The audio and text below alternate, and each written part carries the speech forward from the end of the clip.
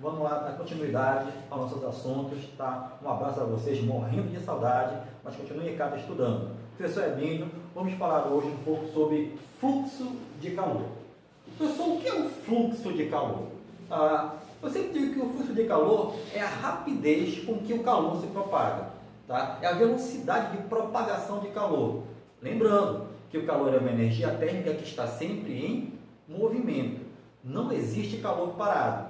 Então, na verdade, o calor sempre sai do corpo que tem maior temperatura em direção ao corpo que tem uma menor temperatura. Então, sempre que você perde calor, a tua temperatura diminui, que é o que muitas pessoas chamam de frio. Então, na verdade, cientificamente, o frio ele não existe. O frio é aquilo que você chama para sensação quando o teu corpo perde calor. Tá ok? Então, quando a tua mãe diz, menino, não vai na janela porque tu vai pegar uma friagem. Não está errada. Mas não desminta ela, senão você vai sentir o calor na sua costa quando ela lhe der uma sandalhada. Bora voltar para cá. Então, na verdade, a velocidade com que se propaga esse calor é calculada pelo fluxo. E esse fluxo de calor, ou seja, a velocidade com que o calor sai do corpo de maior temperatura para o de menor temperatura, é dada por essa fórmula aqui, que fala que o Q, que na verdade é a quantidade de calor que está passando, dividido pelo intervalo de tempo, ou seja, o ponto de calor que vai passar por cada unidade de tempo. E se você for levar para o sistema internacional, você vai ver o quê? Que calor, como é uma energia, é dado em joules. Tempo no SI é dado em segundos. Então, é o joule por segundo. Mas você já viu joule por segundo lá na aula de eletricidade, que é a potência. Poxa, professor, então como é que eu posso não confundir fluxo com potência? Porque, na verdade, o fluxo, o que é? O fluxo ele é o transporte de calor. A potência ela é a transformação da energia. Então, aqui é transporte de energia e lá na potência é a transformação. Então, temos aqui o joule por segundo. Ou, como nós vimos nas nossas aulas, o que se usa comumente é a caloria. Então, caloria por segundo também pode ser usada. Ou o chamado kcal, que é a quilocaloria por segundo. Então, fluxo de calor, quantidade de calor transportada por um certo tempo. Tá ok? Vamos lá, próximo slide. Então, na verdade, esse fluxo de calor, que é o calor em si pelo tempo, te lembra uma coisa, velho, tá? Esse fluxo depende do tipo de material em que está se propagando o calor, tá ok? Segundo, esse fluxo depende da área, tá? E toma muito cuidado. Quando eu trabalho com área, te lembra, se eu trabalhar com área, se for de metro para centímetro, é 10 ao quadrado. Mas se eu for trabalhar metro quadrado para centímetro quadrado, é 10 ao quadrado, que seria o quê? 10 à quarta. Então, tome muito cuidado com essas transformações que podem ocorrer. Então, temos essa área, e essa área ela é diretamente proporcional ao fluxo de calor. Professor, como assim? Quanto maior a área de contato entre os meios, haverá um maior fluxo de calor. Ou seja, o corpo ele recebe mais calor ou ele perde mais calor. Professor, não entendi ainda. Bora supor o seguinte, quando você está de noite em casa, tá? Foi se levantar para tomar uma água, meia-noite, estava chovendo muito, e você começou a sentir muito frio. E te lembra que frio é a perda de calor. Então tá lá o teu corpinho aqui, você perde calor pela parte da frente do teu corpo e pela parte de trás. Mas quando você vai lá na cama, deita e se encolhe, você dobra o seu corpo. E aí te lembra, antes você perdia calor por essas duas áreas, a da frente e a de trás. Mas quando você se encolhe, você perde calor somente por uma dessas áreas. Então, é aquilo que eu falo, quanto maior a área de contato com o meio, maior será o fluxo de calor. Se você diminuir essa área, você perde menos calor. Ok? mas esse fluxo é inversamente proporcional à espessura. Ou seja, né, quanto maior a espessura, mais difícil fica de passar o calor, a ter esse fluxo. Então é por isso que, por exemplo, animais que vivem em regiões muito frias, como o urso polar, ele tem uma camada muito espessa de gordura. Por quê? Porque quanto maior essa espessura, mais difícil vai ter esse fluxo de calor. Ele vai perder calor com muita dificuldade. Então ele vai se manter mais aquecido. É por isso que quando você, às vezes, está sentindo o que nós chamamos de frio, você veste um casaco, você fica aquecido, porque o casaco me dá calor. O casaco não dá calor. Por ele ter uma espessura bem grande, ele impede que o calor tenha um fluxo de dentro para fora. E você tem aquela sensação de frio. Tá? E também esse fluxo é proporcional à variação da temperatura, que é a temperatura maior menos a temperatura menor. Então, quanto maior a disparidade entre as duas temperaturas, maior também será esse fluxo de calor, tanto indo quanto chegando.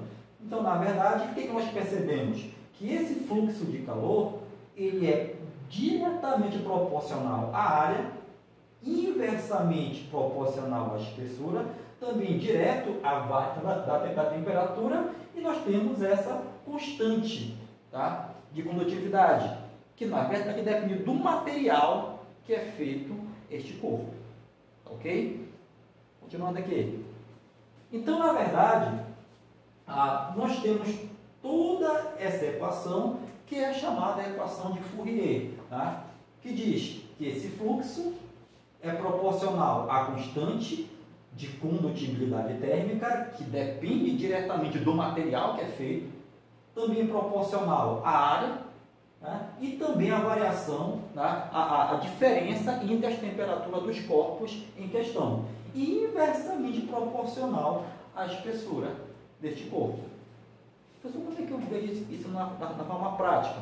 Vamos ver agora aqui, através da chamada do vaso de Dewey. Professor, de Dewey? A garrafa térmica. Né? Quem nunca pegou uma garrafa térmica, quem nunca quebrou uma garrafa térmica para o enfurecimento da sua mãe, tá ok? Então você vê que a garrafa térmica, ela tem o que muitos alunos dizem, uma segunda garrafa no interior dela. Então, na verdade, a garrafa térmica, a função dela é de impedir esse fluxo, tanto de entrada de calor como de saída. Tá?